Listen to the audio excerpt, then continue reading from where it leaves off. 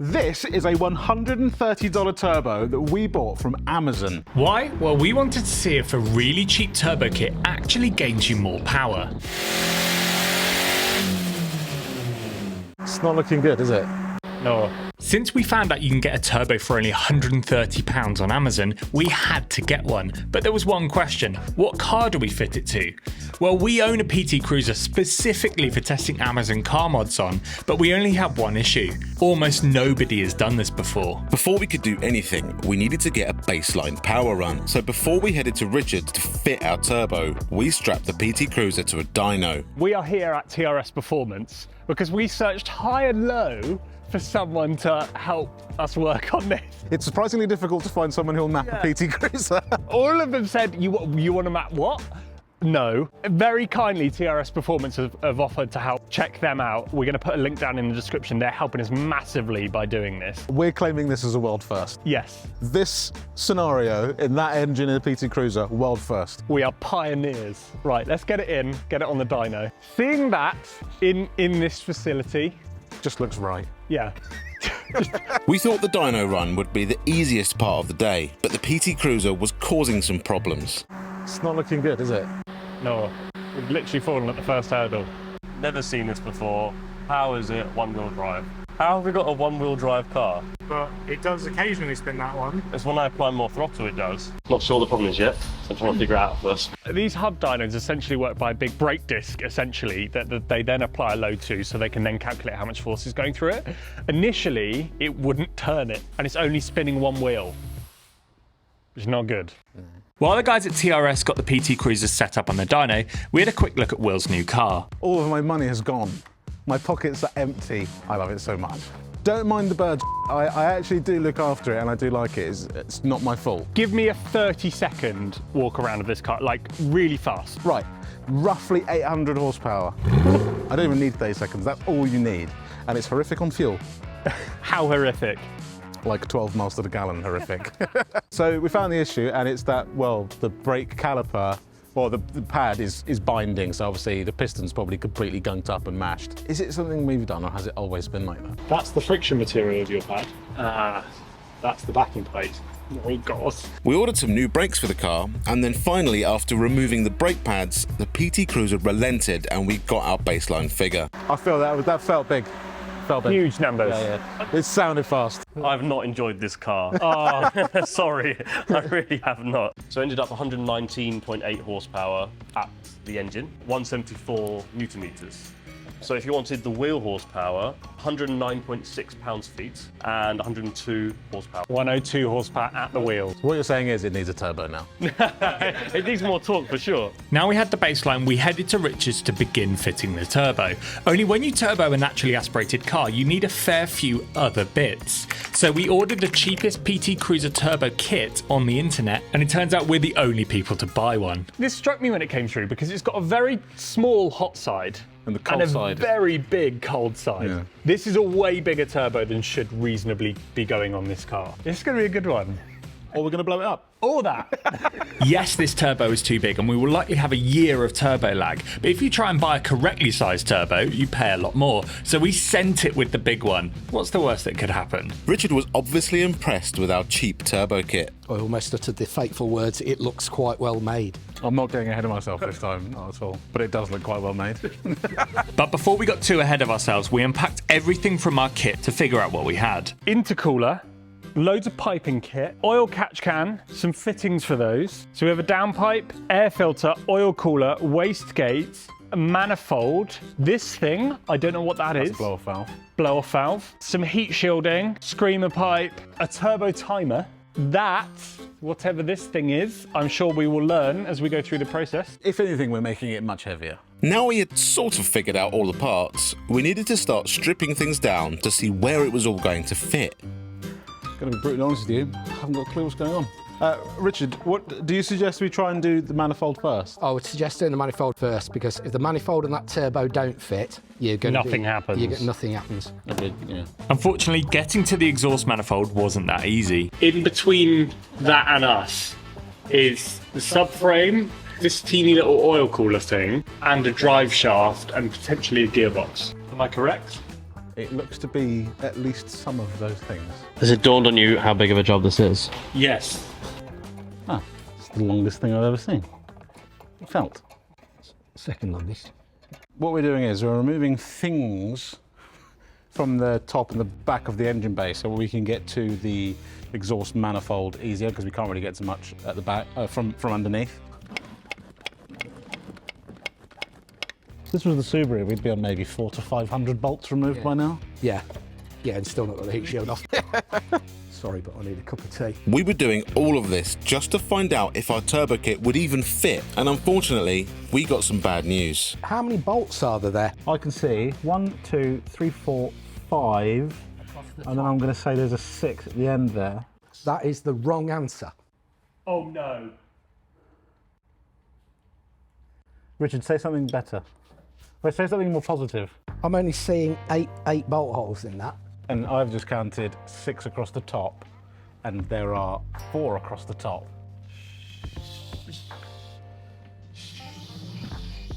Don't say it. Shall we carry on?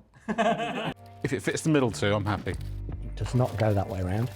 If it goes that way around, it doesn't use the end bolts. Which is odd. Okay, right. That works. Yep. Approved. Okay, panic half over. Half over. First panic of the day. So there are 6 bolts, but we're now thinking that it only uses 4 of them for strange reasons. Carry on, as you were. After that minor inconvenience, it was all plain sailing after that.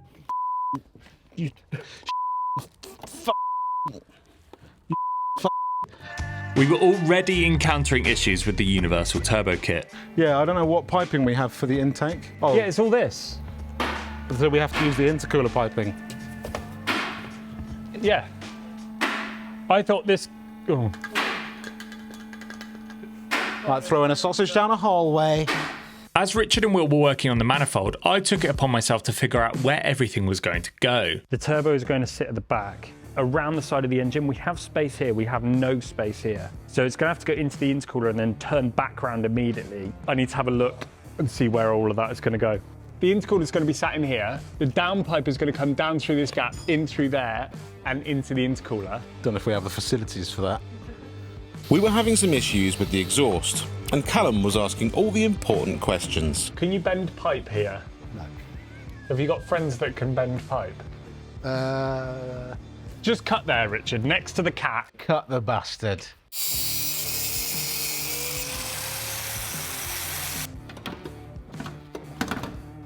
Yes, boys! Right. I can't believe going into this project we didn't think we'd need a custom exhaust. I bet that GoPro shot is incredible right now. So, we're still trying to get the manifold off, which is not easy. There's loads of heat shields that are really horrible to get off. And then that manifold will come off. We can, start fitting things basically. What do I know? Not much. Something strange has happened to me recently. After scrolling through Facebook Marketplace, I now quite like old Peugeots. After Callum's strange confession, we finally had our first proper breakthrough. Oh my God, it's about to happen. Oh, I did this all by myself. So this is the one that came off the car. Yeah, so we were confused because it had less bolts, but you just don't use that one. That's interesting. That is weird. It's the end of the day now. We have got the manifold off, checked the new manifold fits, thank goodness, because we were stressed it didn't. So what we're going to do is leave it with Richard now. We're actually filming a different video tomorrow, and then I think Richard's going to play with it over the weekend. But anyway. Oh my God! Look at the bonnet! The scoop has returned! Richard, you monster! That is... I like that a lot. So obviously the first thing we spotted was the intercooler. What? A side exit. I can't claim credit for that. Local Richard got his own local Richard. And the guys at Sportex Exhausts made that for me. That is cool. So They've given us a by side the time I got to that stage, I'd had enough. Should we pull the bonnet? I want to see under there. Yeah. Oh, Okay. First problem was the exhaust manifold. When you put the turbo onto it, it fouled with, well, just pretty well everything. It was into the rack, it was into the servo, it was into the alternator. I've turned it over 180 degrees, modified the manifold and put new fixings in and everything to do that. So turbo's in, Yeah. buried down there, screamer pipe. This is too tall to fit under the bonnet, so I've chopped this down. And how long did it take you? I've probably had about 8 days on it. Cannot be fitted in a weekend for definite. No. No, not possible. Richard had done an unbelievable job to make everything fit. He really went above and beyond, and now it was time for us to hear it for the first time. Yeah! Look at that thing! Oh my god! What have we done to it? I think we've somehow made this cool. Yeah, I think it's cool now. With hopes sky high for big power, we had to think of a name for the PT Cruiser. So earlier that week, I made something to surprise Will. Will, I made you something. Oh, wow. I'm amazed. That is cool. That is cool. Now, as you know, you can't just bolt on a turbo and suddenly make more power. You're shoving loads more air into the engine, so you need to change the map to add more fuel too, as well as playing with the engine timing to make sure the engine doesn't go bang. So we handed the car over to the guys at TRS. As Callum mentioned earlier, 2 weeks waiting for the PT Cruiser was just about enough time for me to have bought another car. I like these. Yeah. About like roughly 180-ish horsepower, just over a ton. I kind of barely fit in it, really. I look like Bowser in Mario Kart. I'm sort of like. Before the guys at TRS could start mapping, we already had our first issue. It's misfiring at higher revs, and they think that might be the spark plugs. So we need to go and get some now. So that's delaying us ever so slightly. Refer to the PT Cruiser Bible that came with the car, just to find out what the plug gaps are, because we take the plugs out. The plugs aren't the greatest. They are a little bit eroded, and the suspicion is that the misfire, with such a big gap, when it's coming on boost, it's actually trying to blow the spark out. We'll put a new set of plugs in and probably just gap them down a little bit. With the spark plugs hopefully sorted, the guys could remove the ECU and make the first changes. So this is our ECU coming apart. Now, initially, we thought this was going to be a different ECU, which is full of resin and doesn't work via OBD2. This is a different ECU. It's the same one as the turbo. It's very similar. Ah, so this is that gummy stuff you've got to pull out. Yes. And that is the port, the 8-10 pin port down there. With a lot of modern cars, you can change the engine map just by plugging the car in. But obviously Chrysler weren't expecting you to be remapping your PT Cruiser, so things were a bit more difficult. So Peter from TRS had to write a new map and then program the ECU by holding a connector on these small pins for 5 minutes. It's slow and tedious, but TRS were making it happen for us. After a few runs in the dyno, the PT Cruiser was proving to be tricky to get right. It's building boost earlier than they thought, at like 4,700 revs. But once it gets to that, we're not getting any more power. Once you get higher in the RPM, it's misfiring. So they're thinking the compression plus the boost is blowing the spark out. So we're gonna have to look at the spark plugs again, or figure out whether to have less boost and have it come on earlier. But the problem is we've put a turbo that's too big. It's way too big. So we did a run, rather than using full throttle, using 3/4 throttle, which gave us a clean run throughout the whole rev range. We're now getting a clean curve, it's just misfiring full throttle. And if we keep it pinned at full throttle, the boost just keeps climbing and climbing and climbing and climbing. The guys were definitely making progress, but we knew there was going to be a lot of trial and error in order to get it right.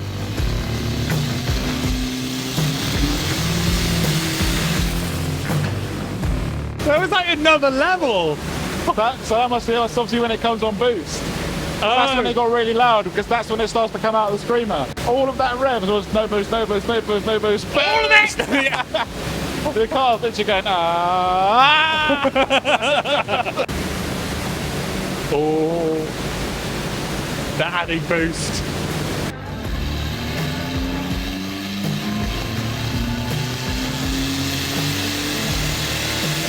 Watch this, that black smoke is detonation and it's really not good for an engine. It's when the air-fuel mixture is detonating before the spark ignites it, often showing you're pushing the limits of the engine, and it was concerning. It does feel and sound like it's going to explode. Yeah, it does. Yeah. It does. You were meant to say, no, it's fine. One more run later and we could take a look at our final number.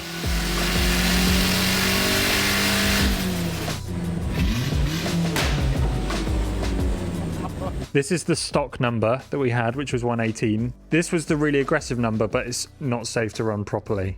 So we've gone down the middle. 164, and how much torque? 218. Nice, nice. Are you happy? I'm happy with that because it's safe and it's a decent gain. Although the power figure went down to be safe, we still were thrilled with the car, and here's why. There's so much noise and nothing happening. I know. Oh, it screams! Okay. It feels quicker, but you have to get to that so slowly. Yeah, you have to creep on the throttles. It's the loudest slow car I've ever seen. What have we made? Right, is a $130 turbo worth it? Power gain? No. No. With this car, we had lots of extra costs, but I think possibly if you had an MX-5 or a Honda or something. But if you have a PT Cruiser and have no neighbours, great buy. If you enjoyed this video, make sure to check out this one down below, if you can hear me, where we fitted that rear wing on the back of this PT Cruiser. Thanks for watching. Like and subscribe. We'll see you next time. I love it though. I love it. I like this car now. I think it's phenomenal. I think if you get in this and it doesn't make you laugh or smile, you are officially the coldest human being on earth.